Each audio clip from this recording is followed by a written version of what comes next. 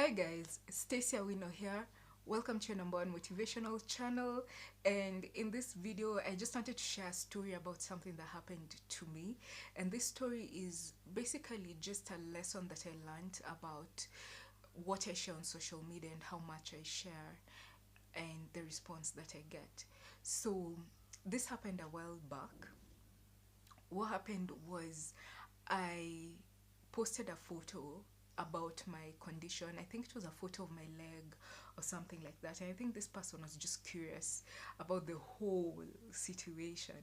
So they responded in the comment section, not even in my personal messages, which I think sometimes people lose it when it comes to social media. There's a reason they created Messenger and they created direct messaging so that the things that you don't have to speak directly on that post, you can probably share them to the person directly, like one to one.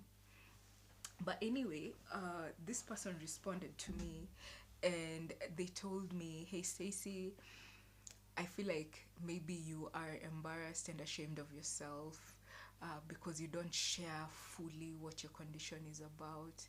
And I feel like maybe if you shared fully what your condition is about, you will get more followers and will be able to support you 100%."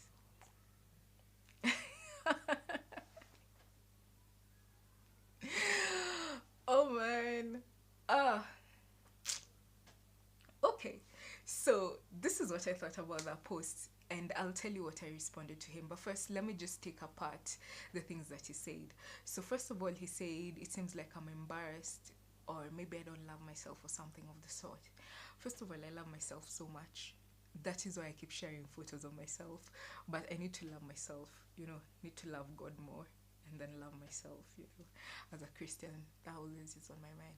But the thing is, I do love myself. I do appreciate myself. I love every part of my body. I love my scars. That's why I share them.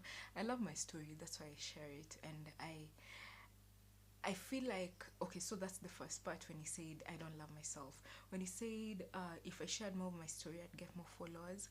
I feel like that's something people get lost in. And it's one of those things people get depressed about so much nowadays because you share you that's why we even have so much, I feel, nudity. Like, people just get rid of their values and just share things that they may otherwise have kept to themselves just so that they can get more likes, they can get more followers. And I'm not about that. Like, if only one person liked my post but they read it and understood it and saw the reasoning behind the quote, or they saw what I was trying to portray in the photo, or they watched my video and they understood what I was trying to talk about, that is enough for me. I don't need 1,000 likes, and it's all because I was nude in the photo, or um, I just showed what I didn't have to show. And then I always feel like, again, social media is not compulsory. It's not for everyone. Not everyone has to be on it. It's a great tool if you use it correctly, but then sometimes it destroys lives, it destroys relationships, it kills self-esteem, it causes people to get into depression because it's it can swallow you up and just spit you out. People get lost in this thing. And I feel like if you're intelligent, you need to know how much you need to put out there and the right timing for putting out information and things like that. I always tell people who tell me, "Oh, you are very closed up, or I don't know, whatever." They expect me to have many, many, many people around me, many, many friends. And I tell them, not everyone around you is cheering you on. Not everyone who calls themselves your friend is actually your friend. And on social media, not everyone who is following you to cheer you on and support you and is 100% with you. There are people who follow you to just be like, "Oh, I've been waiting for you to have a bad day.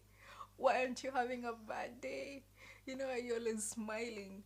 I remember once someone told me that it was a training seminar, and it was 2 days. I don't know if it was the first day or the second day, and she told me, "Why are you always smiling? Stop smiling." And I remember I didn't know what to do with that. But then later I was told she was suffering from cancer and she eventually passed away. Probably that's why she just didn't understand why there was someone in the room whose teeth were out all the time because she was going through a hard time. But that's just who I am. I smile all the time. uh, yeah. So anyway, back to that story. Social media is just like that. It's up to you to gauge how much you put out there, because once you put information out there, people get opinions about it. They form opinions and they tell you what they think. So it's up to you to decide, this is how much information I want to share, this is how much I want people to have an opinion about my life, and I think that's just fine. The other thing that he said was, yeah, if you share, we'll support you 100%. And I think that's one of the things that people suffer in this generation. We seek approval through social media. Like, if you put a post and you get 100 likes, then you're going to target 120 likes next time. If you get 500 followers this year, then you're going to target 1,500 followers by the end of the year. And if you don't get it, you will do anything and everything to get it. And I feel like people get lost, especially the generation after mine. They really get lost in that, and they really try so hard to the extent that they lose themselves in just trying to get that approval on social media. And I feel like if you're someone with a message, then use social media to spread your message and not necessarily get likes or whatever. Sometimes likes and dislikes can be a rating of your message, but sometimes it may not. People may just not relate to what you're trying to say. Your audience may just maybe expect better quality or improvement or something. But then sometimes the likes and dislikes don't necessarily mean that your message wasn't passed or that they actually did not like it. It could mean so many things. So people tend to misinterpret that. Then another thing is, when he said we'll support you 100%, I normally think, especially when it comes to social media, there's so many strangers who are following you. Only about less than 5% actually know your story, know who you are in person. The rest probably just see you and follow you because they like your content. And it is not a burden on them to give you support, because with social media things come and go. Like, I see people who are popular today, tomorrow someone new has come on and they support them and their content a bit more, and things change, like trends change and all that. So if you put it upon people on social media to follow you and support you, you may get really disappointed. So those are the things that I had to think about what he said. And I remember responding back to him and telling him, how about you put your life on social media? Put everything, then we will support you 100%. So he did not respond to that. And a couple of months later, someone eventually like hit me on my DM and just kept asking me out, asking me out, asking me out. And that time I was single and I had a lot of time to kill. I don't know, I think I was just going through a phase or something. I was like, oh, what the heck. So I kind of opened up and was like, sure, I'll have coffee with you.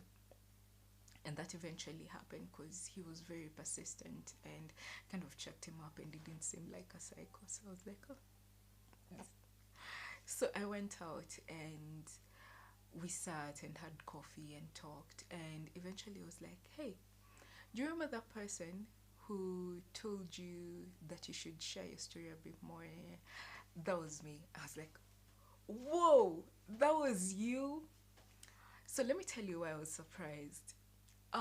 This guy was 38 years old, and he told me he hadn't been employed for over 2 years. And I'm not looking down on that. I know the employment market right now is not really good. And he told me he was living with his parents. Yeah. So this person who was telling me, put your life out there so that we can support you 100, had a story to tell, which he wasn't showing on social media. On social media, he looked like a professional with, all this, like whenever he'd put things out there, they'd be well thought out and they'd be well presented. and he was out there giving out a certain picture of himself and expecting me to give the true picture, honest picture, bare picture of myself. And I was doing way better than he was. And you know, that's the thing. I think for me, at the end of the day, the lesson here, no, that didn't work out. But the lesson here is only do what you feel. At the end of the day, at the end of the year, 10 years down the line, you'll be okay with that information being out in the media.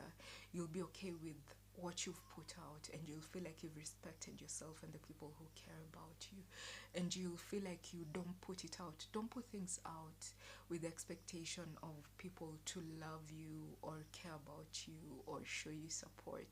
That's well and good, but sometimes it may not happen, and it's one of the reasons people are really getting into depression right now. Don't get into depression over social media. Don't lose yourself. Don't lose your values. If you feel like something is appropriate to be put out there, then, but if you don't and you're just chasing likes, don't do that. So that's the end of that story. I hope it was a good one. Now you can go to sleep. Yeah, but that's just about that. If you like the video, please like, share, and subscribe. And I do motivational speaking, as I always say. If you'd like me to speak at your event, please get in touch with me on any of my social media sites. And what else? That's about it. See you in the next one.